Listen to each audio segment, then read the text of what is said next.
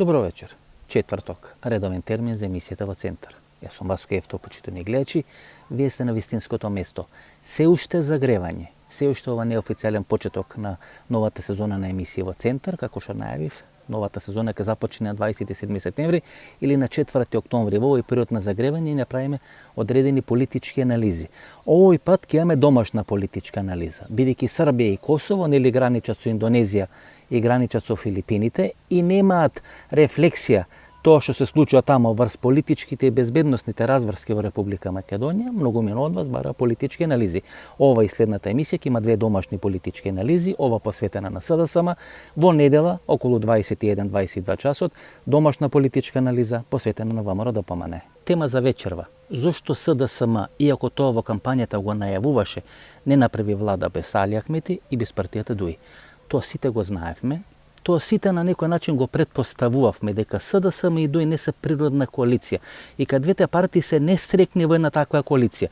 ДУИ водеше кампања Албанец за премиер, СДСМ водеше кампања дека ДУИ треба да оде во опозиција. На крај двете партии направија или ја формираа новата влада. Вечерва тема на емисијата ќе биде зошто СДСМ направи влада со ДУИ, односно зошто СДСМ не се обиде, иако имаше можности да направи влада без ДУИ и без Али Ахмети. Ако треба да се одговори со една реченица, СДСМ направи влада со ДУИ, односно не направи влада без Али Ахмети и без партијата ДУИ, поради домашни и надворишни, односно меѓународни причини. СДСМ гледа што се случува во нашето опкружување, гледа што се случува во Бугарија, големи протести против Бојко Борисов, гледаше што се случува во Црна Гора, 6 или 7 месеци протести против владата или власта на Мило Џукановиќ, гледаше што се случи некаде пред 1,5 месец после изборите во Србија, кога Александар Вучич најави масовно вакцинирање за обичен грип некаде на почетокот на октомври. Значи Зоран Заев по секоја цена сака да избегне масовни протести во Република Македонија. Тие масовни протести во ова констелација на политички односи во Република Македонија може да ги направат само структури блиски на партијата ДУИ и до Али Ахмети. И сега доаѓаме до две многу важни прашања. Сега на сите ве е јасно зошто во Република Македонија американската амбасада, Калето или американската политика дозволија и инсистира изборите да се одржат најдоцна до 15 јули, бидејќи требаше собранието да биде конституирано до почетокот на август, а новата влада да биде формирана до крајот на август. Односно целиот тој процес на избори и составување на новата власт во Република Македонија да биде завршен пред отпочнување на финалните преговори со Косово. Значи велам американците инсистира во Република Македонија да биде формирана влада пред почнување на финалните преговори за Косово во Белата куќа и во Вашингтон, што е сосема различно од тоа што се случуваше или што ќе се случува во Црна Гора. Таму изборите беа закажени само на 4 или 5 дена пред отпочнување на финалните преговори за идниот статус на Косово или за судбината на Косово, што ќе значи или што ќе речи дека Црна Гора де факто беше меза на масата кај што се решаваше косовското прашање, а Македонија не требаше да биде меза на масата кај што ќе се решава косовското прашање. Тоа е разликата помеѓу Црна Гора и Република Македонија. Мило Џукановиќ беше одлучено да биде пуштен низ вода. На Зоран Заев му беше дадена уште една политичка шанса. И сега на сите ве јасно, почитувани гледачи, зошто Христијан Мицковски инсистираше на предвремени избори во септември. Тоа не беше поради причината дека сака да биде сузбиена короната или дека ќе биде намалена короната. Не беше ни од причина дека се плаши од изборен пораз. Всушност Христијан Мицковски со избори во септември сакаше Република Македонија да биде составен дел на пакетот за решавање на косовското прашање, на кој му одговараше Република Македонија да биде составен дел на пакетот за решавање на косовското прашање, на Белград и на Москва. Затоа македонската опозиција е попарена од резултатите на тој договор во Белата куќа. Затоа 10 дена македонската опозиција нема со официјален став да го поздрави или да го негира, односно да го критикува договорот кој е постигнат во Белата куќа. Само структурата на Завиша филм на Твитер води антиалбанска кампања, како да се одреден задграничен комитет на партијата на Александар Вучич во Република Македонија, односно во диаспората. Тоа прашање ќе го анализираме во недела, во новата емисија во Центар, некаде недела околу 22 часот. Да се вратиме на темата зошто СДСМ и ДУИ формира влада, односно зошто СДСМ не формираше влада без ДУИ и без Али Ахмети. Посебно што партијата ДУИ го стави национализмот на најако, водејќи кампања Албанец за премиер. ставајќи го национализмот на најако, партијата Дуј Али Ахмети свесно го крена национализмот кај албанското гласачко тело. Затоа партијата Дуј треба да биде составен дел на власта и како составен дел на власта да го издиши тој балон наполнет со албански национализам. Значи на партијата Дуј не е дозволено да го надуе балонот со албански национализам, да прави одредени проблеми на национална основа, да е ауф од рекорд на сите процеси кои се случуваат на Балканскиот полуостров, туку намерно ставена е во власта и од позиција на власта да гледа како се разградува незиниот модел на криминал, на криминално делување и на албански национализам кој го подгрева веќе 20-22 години, почнувајќи од 2001 година војната, а и претходно преку партијата ПДП, која подоцна се стопи во рамки на партијата Дуј. Во тој дел на можни протести од типот на Србија, од типот на Црна Гора, од типот на Бугарија, Зоран Заев ќе игра апсолутно зихарашки. Ќе направи све да нема такви протести или да не дојде до такви протести. Нема да инсистира на вакцинација ако воопшто се открие или се обезбеди вакцинација против коронавирусот и нема воопшто да размислува за воведување на карантински мерки како што беше направено пролетта во Република Македонија и во поголем број држави во светот и во Западна Европа. Значи, освен во ситуација на екстремни бројки, на екстремно зголемување на бројките, би можела да биде воведена некоја форма на карантин. Ако немаме екстремно зголемување на бројките од коронавирусот, Зоран Заев ни подразно нема да воведе карантин во Република Македонија. Да бидем искрени, почитувани гледачи, во моментот не постои ниту политичка структура која може да наметне задолжителна вакцинација, ниту пак да воведе карантин во Република Македонија. Кога се анализира шведскиот модел, се вели шведската влада верува во шведските граѓани или во шведската популација, а шведските граѓани веруваат во својата држава. Во Република Македонија ниту владата, ниту властите, ниту политичките партии веруваат во своите граѓани и во своите гласачи, ниту пак граѓаните веруваат во било која политичка структура или во било која власт во Република Македонија. Тоа е разликата помеѓу Македонија и Шведска.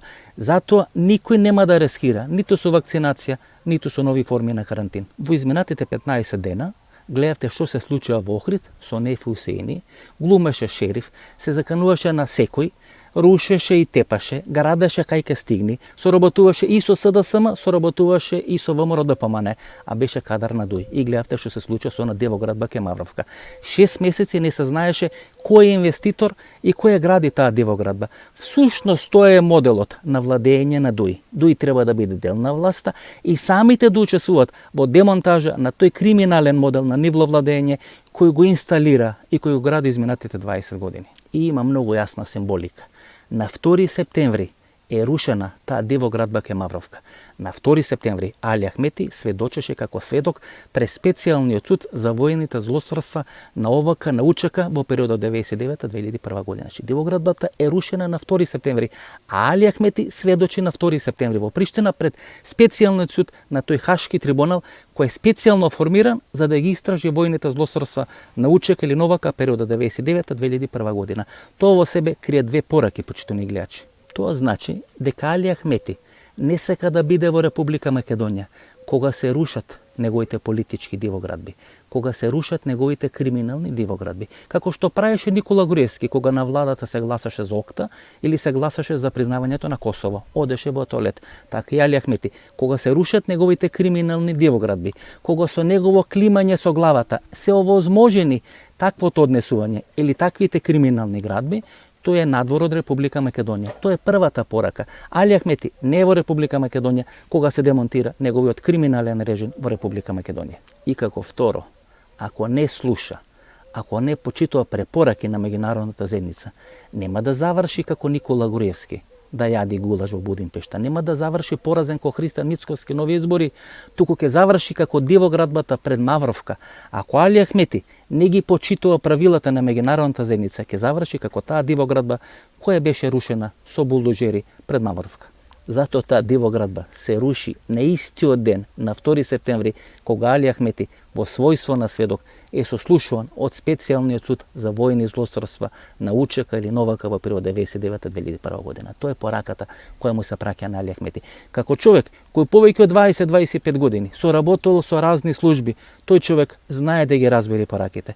Многу му е јасна пораката на Али Ахмети. Доека ти си сослушуван како сведок во процесот пред Хашкиот трибунал некој во Република Македонија, може да те сруши како дивоградба и на твое место да инсталира ново раководство на чело на ДУИ. Иако косовските власти почнуваат да го компромитираат тој суд по истиот принцип и по истиот модел како што беше компрометирано нашето специјално јавно обвинителство. Се појавија 4000 досија, 4000 досија кај што се сместени исказите на сведоците кои сведочат против Хашим Тачи, Хадри Весели и останатите структури, командни структури на УЧК Новака.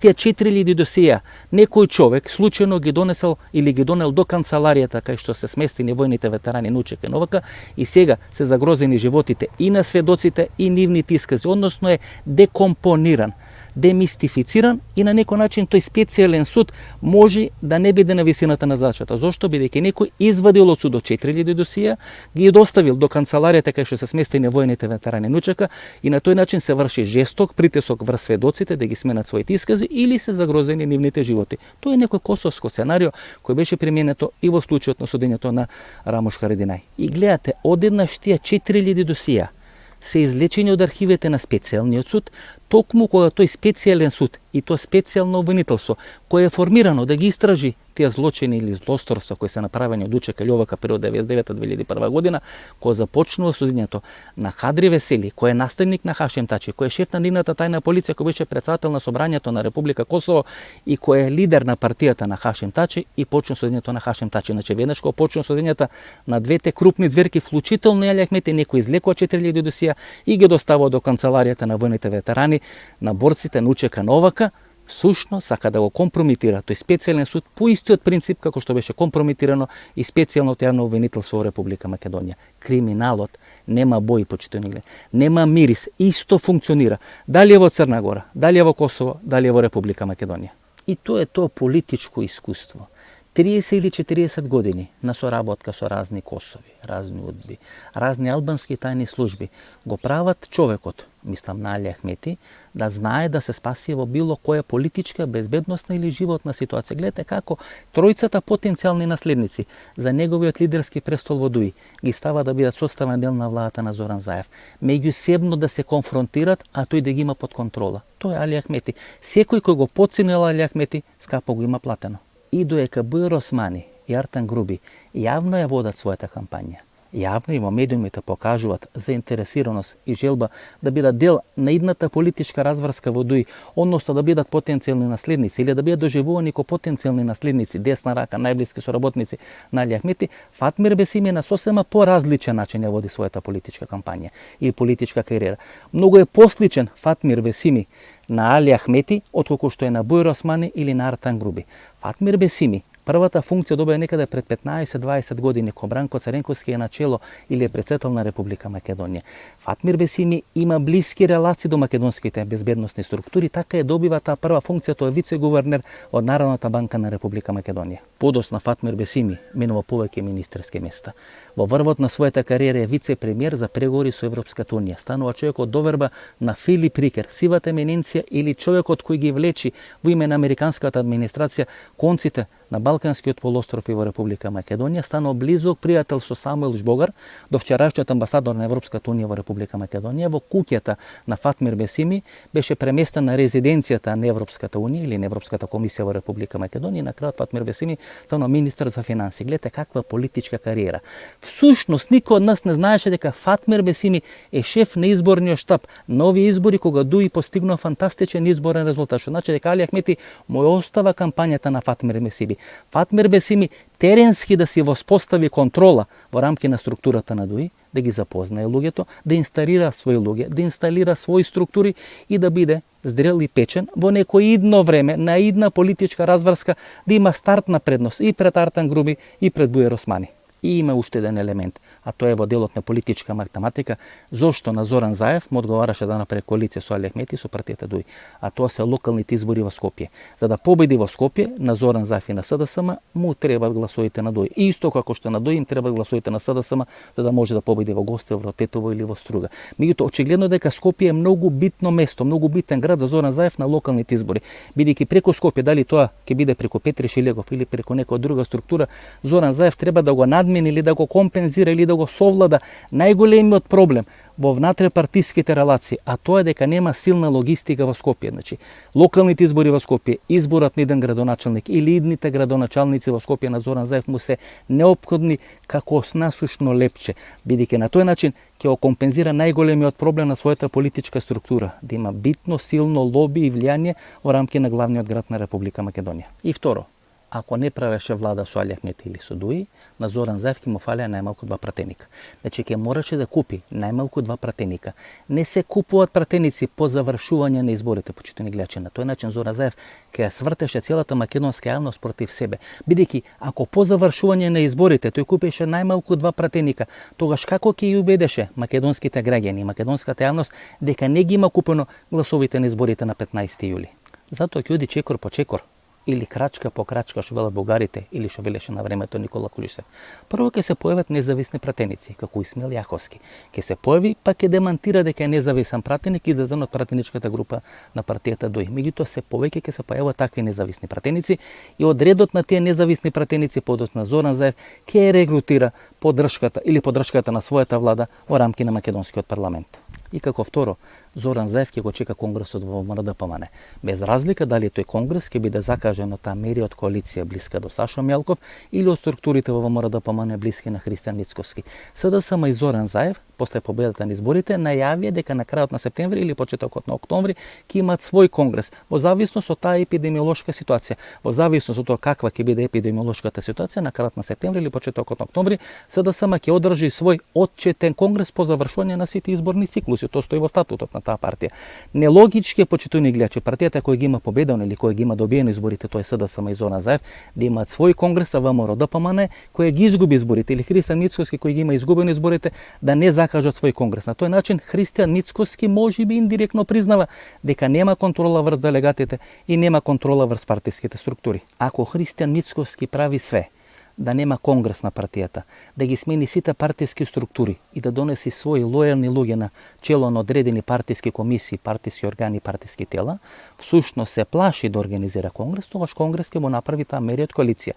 И многу лесно може да се случи партијата ВМРО-ДПМН да влезе во одредена бесо сценарио, односно да бидат формирани две партии на 2 различни конгреси, да црпат одреден легитимитет и на крајот судските органи во Република Македонија да пресечат кој е вистинското ВМРО-ДПМН. Но за тоа ќе зборуваме и ќе анализираме во емисијата во недела околу 22 часот. Ако таа мерија од коалиција под контрола на Сашо Мјалков не направи конгрес, не може да организира конгрес, или на тој конгрес не може да му изгласа недоверба на Христијан Мицкоски, тоа ќе направи нова политичка партија, нова политичка структура, можеби начело на таа нова политичка партија или нова политичка структура ќе биде Никола Поповски, кој беше еден од главните кандидати да ја формира владата после изборите 2016 година во случај на повлекување на Никола Груевски. Значи велам, ако не направат конгрес, ќе направат нова политичка партија, а остатокот на ВМРО-ДПМН под контрола на Христијан Мицкоски, заедно со Гордана Селјановска, заедно со Застава филм групацијата, ќе тргне во прегратките на партијата Левица. И уште нешто што е многу битно за нашата политичка анализа.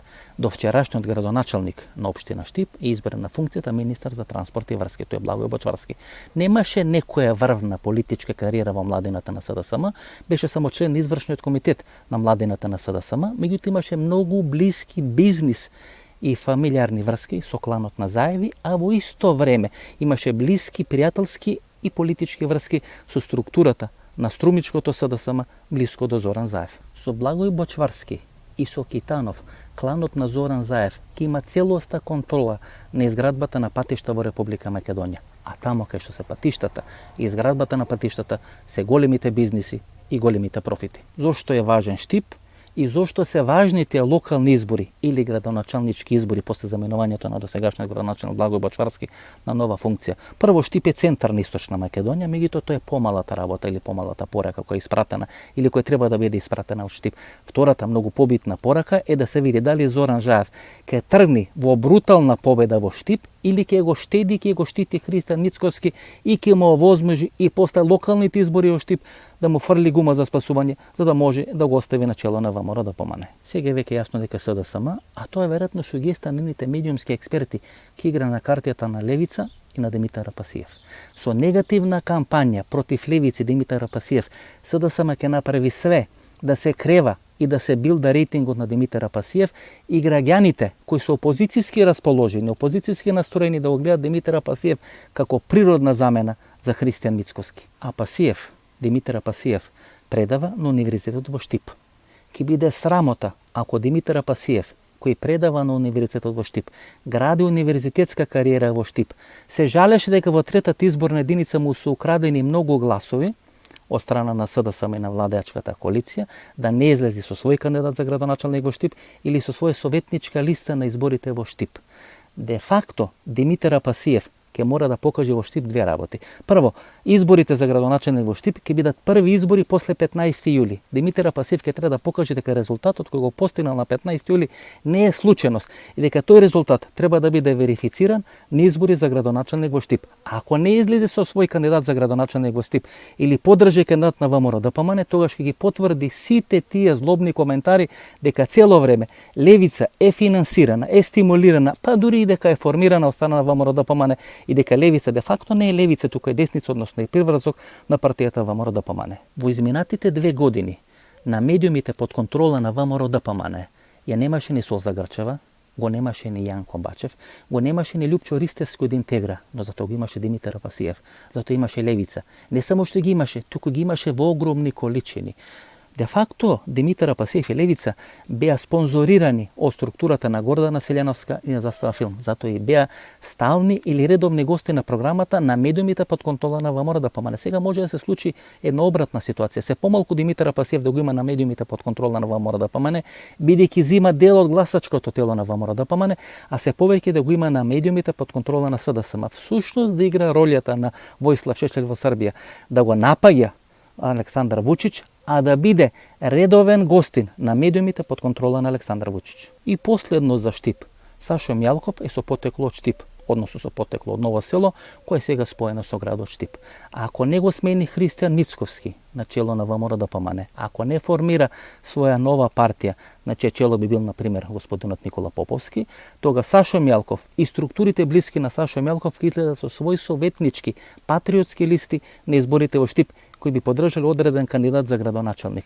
Де факто на тој начин само ке се рони, ке се троши или ке се разградува гласачкото тело на ВМРО ДПМН. Затоа Зоран Заев ќе треба внимателно да го одбери тајмингот кога да ќе закаже тие градоначалнички избори во Штип.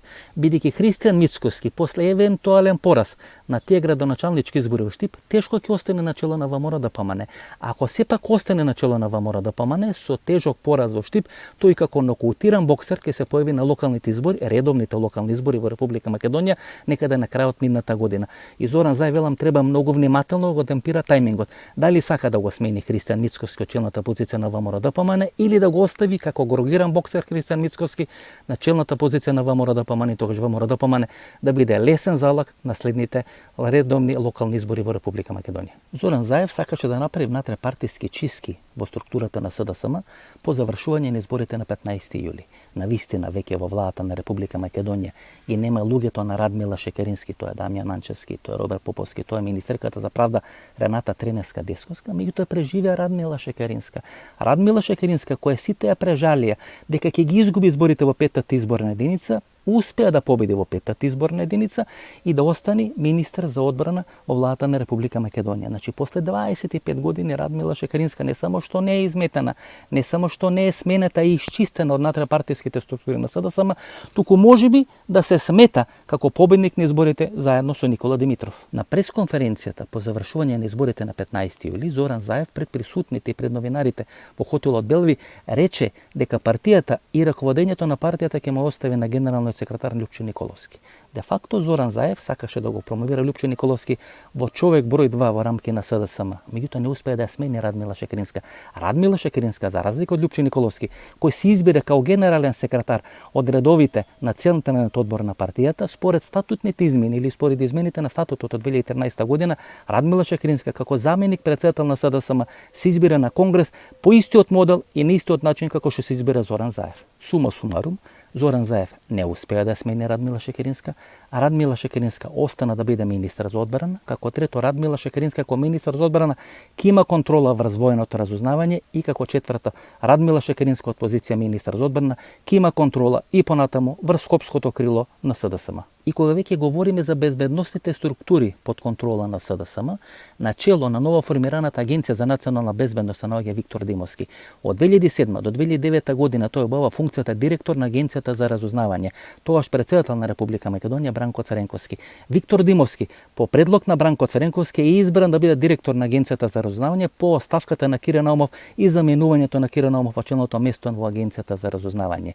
Предходно Виктор Димовски беше амбасадор на Република Македонија во Република Србија и ополномоштен амбасадор на Република Македонија во Република Израел. Значи целата политичка кариера Виктор Димовски ја прави во мандатот на Бранко Царенковски. Важи за човек близок на Бранко Царенковски, близок на Радмила Шекеринска, а сега доаѓа на челната позиција на ново формираната Агенција за национална безбедност. И третиот столб на тој безбедносен систем е Агенцијата за разузнавање.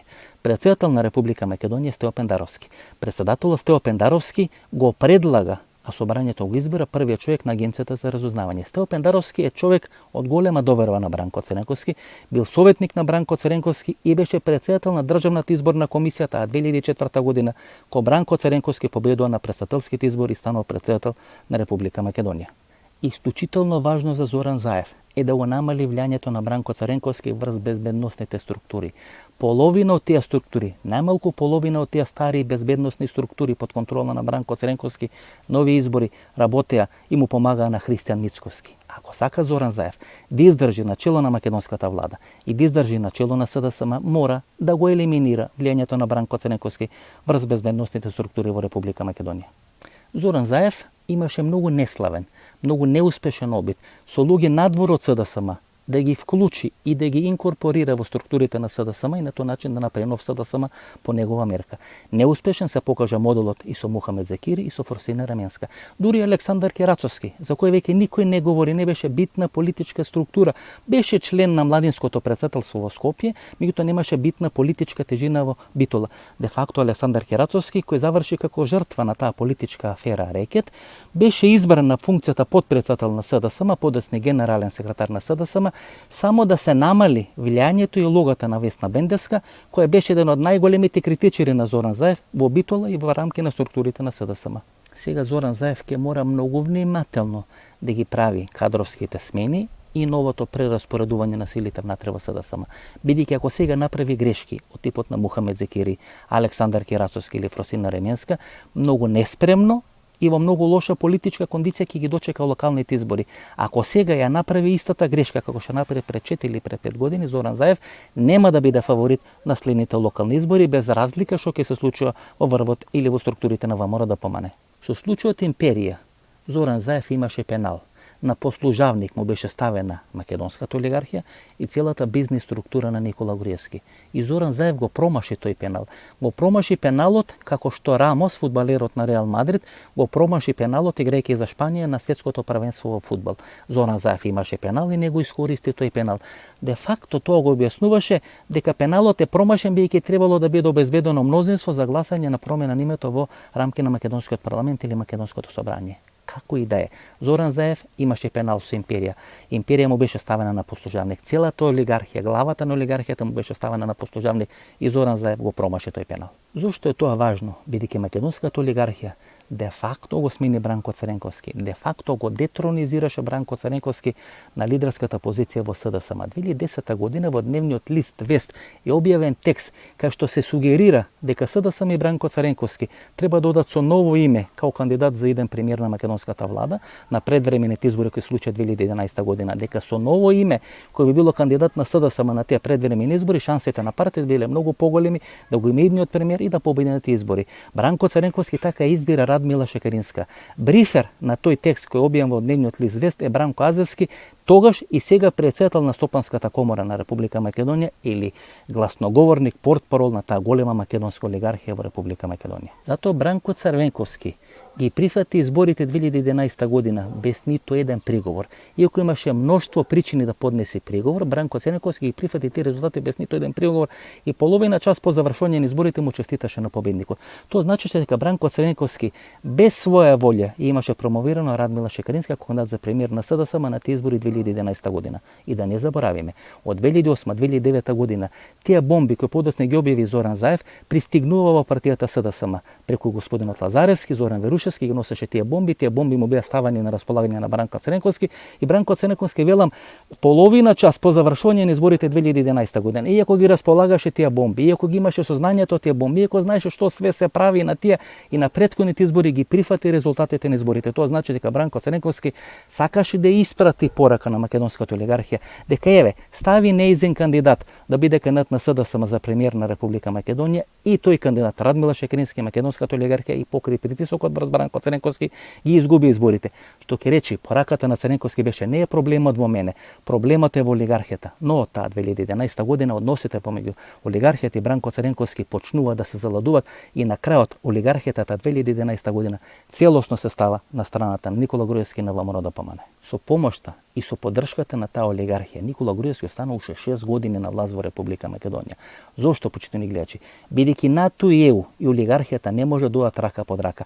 Ако сте членки на НАТО и ЕУ, тогаш нема живот за македонската олигархија. Македонската олигархија е ендемски вид кој може да вире само во ваква Република Македонија. Во ваква Република Македонија која е недеформирана, која е нереформирана и која не е членка на ЕУ и членка на НАТО. Овој амбиент одговара на македонската олигархија. Таа може да функционира само ваков амбиент, во амбиент кога таа е главна, кога таа ги воспоставува правилата на однесување и кога таа одлучува кој ќе дојди, а кој ќе падне од власт. Затоа на Зоран Заев му беше многу полесно да го смени името на Република Македонија, отколку да ја смени македонската олигархија.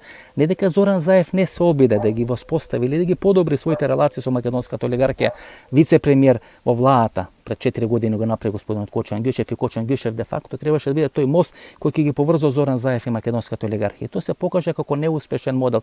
Затоа сега Зоран Заев на предлог на ДУИ за министар за финансија го избера господинот Фатмир Бесими. Фатмир Бесими преку своите пријателства со мокни и видни масони во Република Македонија ќе треба да биде тој понтонски мост кој ќе ги подобри односите помеѓу Зоран Заев, македонската влада и македонската олигархија. Мала дегресија, бидејќи сите споменува таа средба во Белата куќа на тогашниот премиер Никола Груевски со потпредседател на Соединетите американски држави господинот Џо Бајден, сега кандидат на демократите за иден председател на Соединетите американски држави, тогашниот државен секретар или министарка за надворешни работи господината Хилари Клинтон, и неприфаќањето, наводното неприфаќање Никола Груевски да го смени името Република Македонија.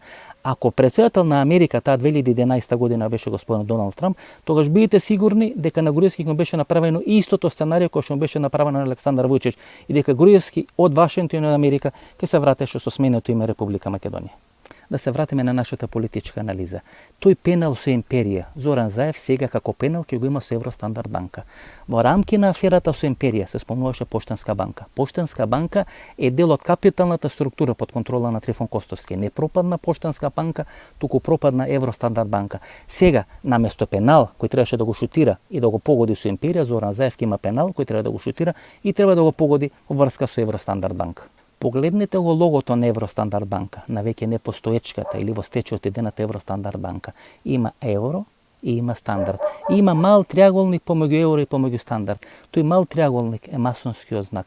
Де факто, со тој мал триаголник во логото на Евростандард банка треба да се покаже дека тоа не само што е банка на Трифон Костовски, туку таа е банка на крупниот капитал, на крупниот масонски капитал во Република Македонија. Знаете што е најголемата опасност? Најголемата опасност за олигархијата во Република Македонија од Евростандард банка, дека сите спорни пласмани на комерцијална банка, кои на крај комерцијална банка ги претоварува на Евростандард банка, се гледаат преку таа Евростандард банка. Преку Евростандард банка, преку билансите на Евростандард банка се гледаат сите спорни пласмани на македонската олигархија, на структурите под контрола на Хари Костов, на Сашо Мјалков, на Никола Груевски и на Јордан Орце Камчев. Затоа, поранешниот директор на Управата за јавни приходи, Горан Трајковски, беше ставен на чело на Евростандард банка. Значи, човекот од најголема доверба на Никола Груевски, кој само од здравствени причини се повлече од функцијата директор на Управата за јавни приходи, Горан Трајковски, во последната или во финалната фаза на пропаѓањето на Евростандард банка, кој требаше да се спаси што може да се спаси, значи човекот од најголема доверба на Груевски, Горан Трајковски, беше ставен да биде прв човек на Евростандард банка. Овој пенал со Евростандард банка Зоран Заев не може да го промаши. Може да му се толерира, или меѓународната заедница може да му толерира еден промашен пенал, една промашена работа или неколку промашени сценарија, меѓутоа не може да му толерира втор промашен пенал од типот на империја. Овој пенал со Евростандард банка Зоран Заев мора да го претвори во гол. Ако не го претвори во гол, ќе стане збор за неговата кожа, бидејќи Стево Пендаровски, као гласноговорник на меѓународната заедница, му испрати пораката. Време е да паднат главите на неколку крупни ѕверки на СДСМ, не само на ВМРО-ДПМН, туку се очекува да паднат главите на неколку крупни ѕверки на СДСМ, за да може македонската јавност да ја врати довербата кон македонската влада. Се ова на Зоран Заев му беше брутално нацртано по завршување на изборите на 15 јули. Откако му беше све брутално нацртано, мораше една недела да вози со моторни за Република Македонија за да може да олади главата, да може да разбери што му е нацртано и да може да осмисли сценарио и модел како тоа што му е брутално нацртано да може да го спроведи. Ако не го спроведи, кај јади гулаш и тој во Будимпешта. Ова беше анализата за вечерва. Анализата на тема што се случува во СДСМ, што се случи на политичката сцена, зашто СДСМ мораше да формира влада со Дуи или ја формираше владата со Дуи и со Али Ахмети, иако во кампањата најавуваше дека нема да формира влада со Дуи и со Али Ахмети. Во недела некаде околу 22 часот, политичка анализа посветена на ВМРО-ДПМН и што се случува во македонската опозиција до недела во 22 часот. Пријатна вечер, Македонија, каде и да си.